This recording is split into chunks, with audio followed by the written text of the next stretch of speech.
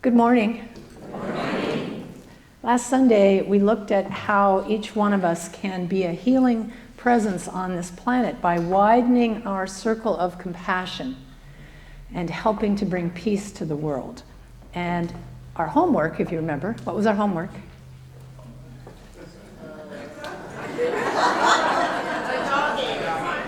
A dog ate your homework. Homework is work that takes you home, by the way. Our homework was to practice our bodhisattva training.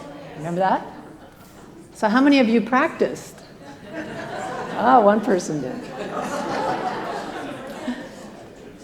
When we talk about the bodhisattva, we're referring, in this case, to the Chinese bodhisattva, the Buddhist goddess of compassion, Kuan Yin, who was right on heaven's doorstep when she heard a cry from the earth, and she stopped and turned around and came back and said, "I'm not leaving until everyone has reached nirvana." And that's what a bodhisattva is. And we explored how each one of us can be that kind, compassionate presence, that this is an archetype of who we are in our greater self. And so today we want to continue on this exploration as we really look at how do we do that? How do we do it? Because compassion is sorely needed right now. Would you agree? Yes, it is time. It's time for the power of the heart to rise up and be expressed on this planet. You know, there's an ancient prophecy about this that comes from the indigenous world. It's called the eagle and the condor. And what this prophecy says is that when the eagle of the north flies with the condor of the south, the spirit of the land she will reawaken. And so this prophecy speaks about human society splitting into two paths. The path of the eagle, which is the mind, the masculine, the industrial, and the path of the condor, which is the path of the heart and intuition and the feminine. And here's what it says, that beginning in the 1490s, anybody remember what happened in 1492? Beginning in the 1490s, at that time, that a 500-year period would begin, and during those years, the eagle people would become so powerful that they would virtually drive the condor people out of existence. But during the next 500-year period, which started in 1990, the potential would arise for the eagle and the condor to come together, to fly in the same sky, and to create a new level of consciousness in our human family. Now, is that cool? Yes. But the key word here is potential. Potential. Because the potential exists for us to join together, mind and heart, male and female, mechanical and organic, to find a way to work together. And in spiral dynamics terms, for those who are interested in such things, it's about moving from an orange industrialized culture to green egalitarianism and beyond to a holistic, integral worldview. We're right on the cusp of this happening. But in order for that to happen, it's time for the power of the heart to rise to its place in our culture. Charles Eisenstein is the author of the book, The More Beautiful World Your Heart Knows Is Possible. He is without a doubt one of my favorite authors. And he's written a new book called Climate, the New Story. And as you might guess, he's talking about climate change. And while in this book his writing is more specific to ecological health of the planet, the principles he is espousing as the antidote for the healing are equally relevant in many different areas of cultural ills, whether it's violence, poverty, homelessness, addiction, all those things. It can all work for that. The answer to the healing, no matter what it is coming together of heart and mind. My talk title this morning is What is Your Heartbreak? That kind of gives you a little bit of an inkling of where we might be headed. Because the essence of Charles Eisenstein's thinking is that we are not going to change our behavior because we learn a new fact. That's not going to happen. More has to happen. There's more of a connection in the heart. And the reason for that is because we are now living in what is known as a post-truth era. It's actually got a name to it. But here's what that means. That objective facts are less influential in shaping public opinion than appeals to emotion and personal belief. In other words, we're making decisions based on emotion and belief rather than any kind of strictly logical thinking. And depending on where you get your news will determine what you believe to be true. You see, post-truth thinking says, I feel that that's true. Do you know what I'm talking about here? Now, at first glance, this seems like a bad thing, right? Somewhat of a drawback for change or transformation, because if, for instance, someone's has made up their mind that, a certain political party is evil, no amount of facts will sway their opinion. How do you have a conversation with someone who's ignoring factual information? But even worse, what if I'm the one doing it? Turns out I can't be pointing fingers at anyone else, because I'm just as liable as people on the other side of an issue to be immersed in post-truth thinking. And so I have to begin here. In my bodhisattva training, I've got to start here. I have to ask myself, what beliefs do I have that are blinding me to the facts? And this is where we all need to begin in our desire to change the world, to identify where I'm participating in this cultural hypnosis myself. Where am I plugged into the matrix? Where are my own inner blind spots? Where are my projections or my biases? What stories are being made up by my mind that I am believing? That's the beginning work for us. And then after we identify what that is, the work becomes integration. And this is where the heart comes in. It's in the realm of the heart that we do this healing, releasing work with self-compassion. We need to be bodhisattvas to ourselves, too. And in the nurturing, safe environment of self-compassion, change can now take place. Transformation can happen. But we have to clear out our own crap first in order to be vehicles for emergence to happen. So in our post-truth world, we need to become aware that facts about climate change, for instance, will probably only be impactful for the folks that already believe those kind of facts or think that way. Typically. Sometimes facts can wake us up, especially if they're pretty sobering. But by and large, people who are firmly on either side of an argument are there not because of facts, but because of personal, emotional investment of some kind. And in order to heal this, I have to see what stands in my way, where I'm doing the very same thing, having the same blind spots that I'm accusing someone else as doing. So that's what I'm saying. The work starts here, and I think it's imperative that we get to this. Because I think the greatest danger we have right now in this country, but also in the world, is polarization. Do you know what I mean? When I first moved to this country, it was 2003. Things were heating up for the election. And I remember thinking, already? See, in Canada where I'm from, we have 3-month elections. Done. But I noticed something that I hadn't seen before. And that was how polarized the two sides were. And again, in Canada, there are more than 2 main political parties. And don't get me wrong, there is plenty of conflict in Canadian politics. But that one side or the other thinking, the for us or against us kind of thought, it's not as evident as it is here. Because when there are 3 major parties, there has to be support, there has to be connection with them. They have to cooperate. They have to work together. But here, with only two, elections feel like a war zone to me. And that polarization shows up in many different arenas. So not only are we not listening to facts, but we're firmly entrenched in our viewpoint, thinking the other is completely wrong. And that is a recipe for violence. And it's all a consequence of the belief in separation.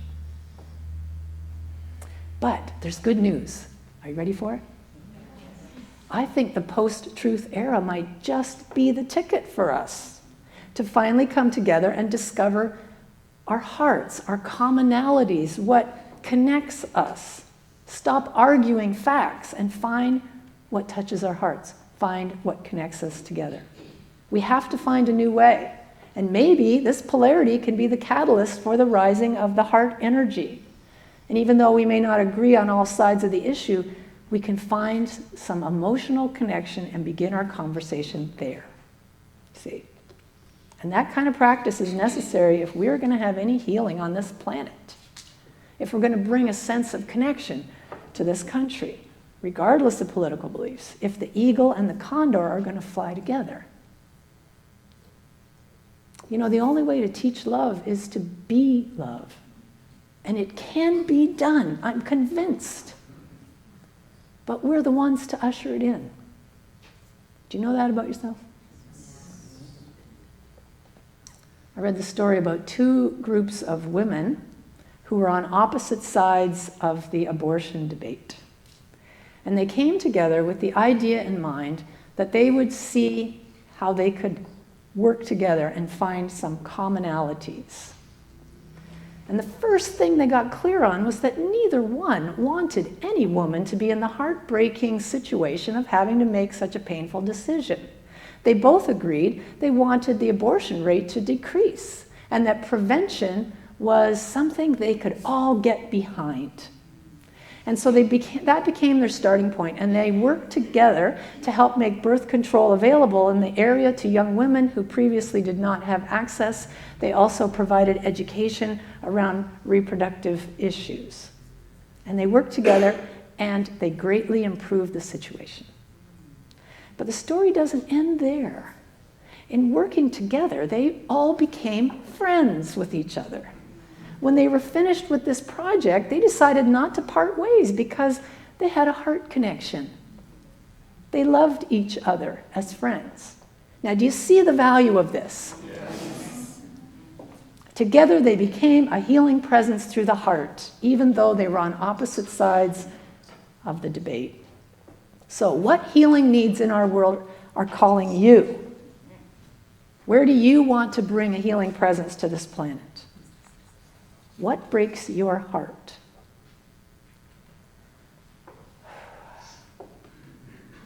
For me, it's a child being hurt. Anytime I hear about a child being harmed in any way, my heart breaks.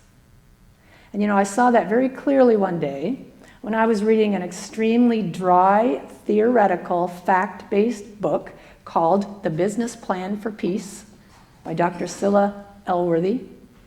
She's a British woman who's committed to bringing peace to the world. And in her book, she reports that the 2016 Global Peace Index calculated the economic impact of violence to the global economy in 2015 was $13.6 trillion. Somebody figured that out. And for 1 year, that's what 13 trillion looks like.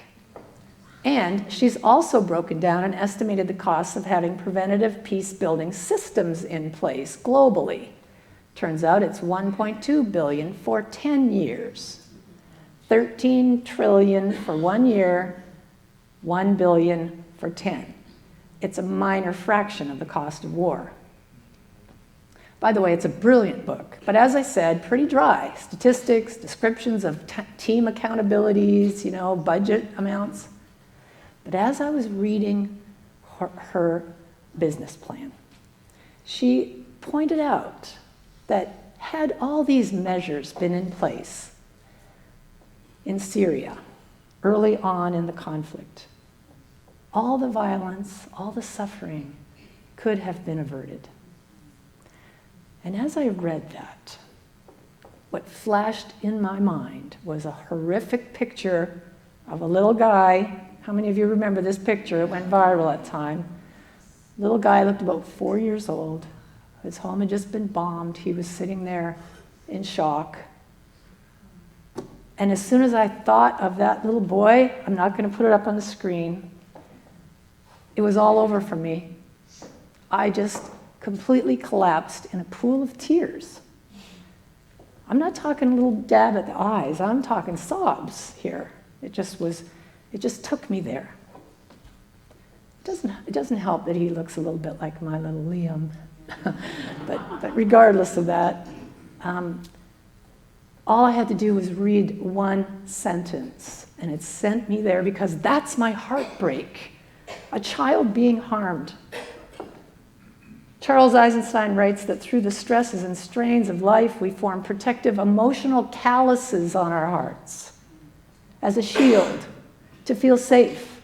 These calluses form a sort of armor to try to avoid the grief of compassion, fatigue, and overwhelm.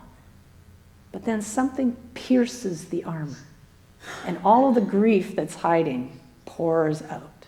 That's exactly what happened to me. The grief poured out.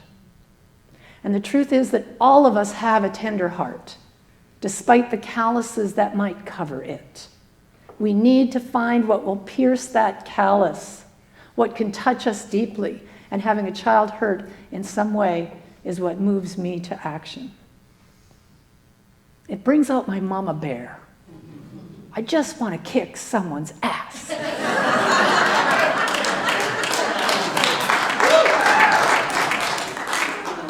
And then I get to my grandmother's heart that says it's probably not the wisest course. Let's see what else we might do. But after I had my meltdown, I felt a clarity and a lightness that was not there before. At least I couldn't locate it. Suddenly the sun came out. I felt stronger, more peaceful, more able to deal with the heartbreak than I had before. Only when we're in that state can we do this work, you see? Only when we feel our feelings deeply and not run from them and not resist or avoid or push away. When the heart is broken open, the power of love streams out.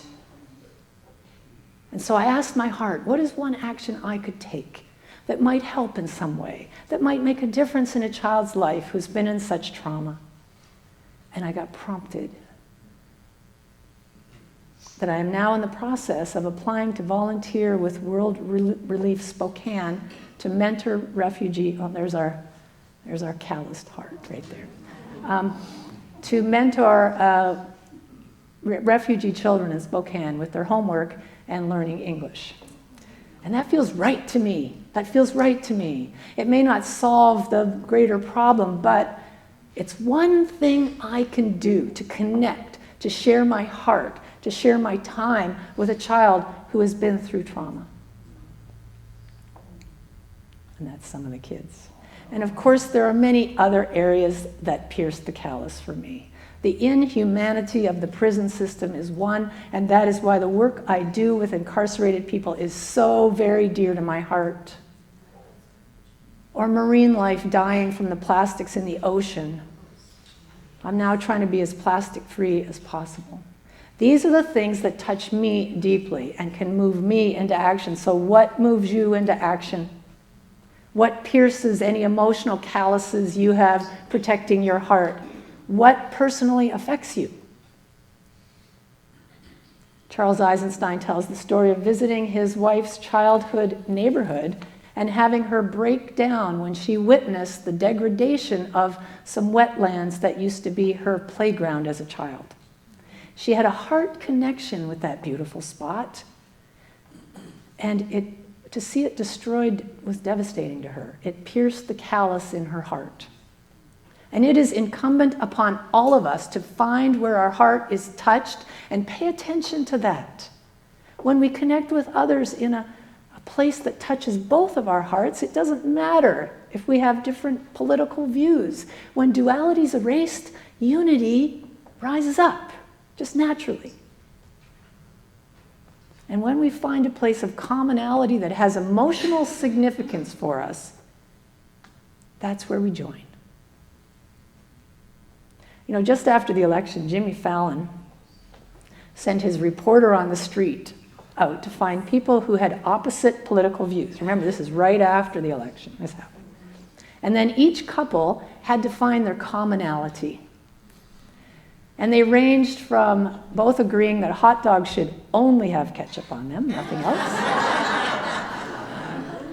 to having the same favorite cartoon when they were kids, to being dog lovers. And as each pair found one thing that they both loved and agreed upon, they would start high-fiving each other and hugging and dancing and laughing together. Ketchup, yes, somebody said ketchup on hot dogs, they get it. Now, it appeared to be just a silly, frivolous thing they were doing on this show, but I saw something different. I saw wisdom. I saw people actually coming together as human beings rather than seeing someone as the evil other and finding out that they were connected instead of divided. The Franciscan priest Richard Rohr writes, "There's not a native Hindu, Buddhist, Jewish, Islamic, or Christian way of loving. There's not a Methodist, Lutheran, or Orthodox way of running a soup kitchen. There's not a gay or straight way of being faithful, nor an African American, Hispanic, or Caucasian way of hoping.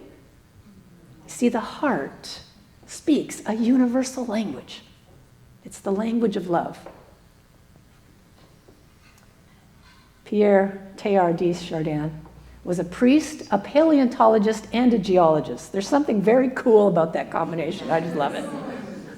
And he wrote that love is the very physical structure of the universe. That's a pretty radical statement for us scientists to make, wouldn't you agree? Radical or not, it's the truth. There is one infinite mind, and it dwells within every single one of us. It is divine love, unity, oneness. And when we let this infinite presence of love guide us without hindering it, we are shown the way to bring peace to our world. We are the vehicle through which that love is expressed, because that's what we are, love.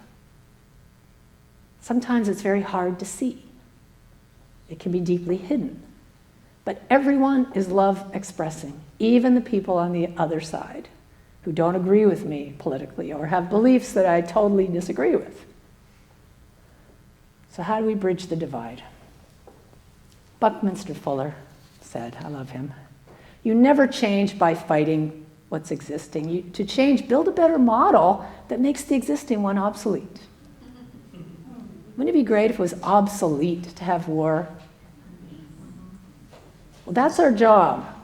When something is ready to transform, then we are here to support it happening, midwifing what wants to emerge into manifestation. And I think love is seeking an outlet through every single one of us, and that's how we build a new model that makes the old one obsolete. And it is time. Wouldn't you agree? Yes. You know, when it was time for colonialism to end, Gandhi provided the leadership. When the time came for legal institutional racism to end, Martin Luther King showed up on the scene. When apartheid had reached its end, Nelson Mandela arrived. And I believe that the next transformation will not hinge on one individual, but with each other. A we space. We is smarter than me, you see. There's a saying that the next Buddha will be the Sangha, the community. We are the second coming. That's what that means. But we won't get there if we keep this giant chasm of division between us. So, what is your heartbreak? What is happening in this world that's breaking your heart? What moves you to heart-centered, compassionate action? Would you be willing to spend some time this week in asking yourself that question? Good, because we have more homework coming. So ask yourself, when you see what's happening to human society or the natural world, What breaks your heart? Ask. And then allow any emotion to come forth as you're considering that. Let it come, rise and fall. Did you know that emotion has a life cycle of 90 seconds? Unless we try to squash it, and then it's a lifetime. So let it come. And then center yourself in gratitude and ask your heart, what is one thing you can do to be a healing presence? Are you up for it? Yes. We're all here to be the one to make the difference in our world, in our families, in our communities, just in our own lives. And I have some good news for you. Are you ready? The eagle has landed. Yes.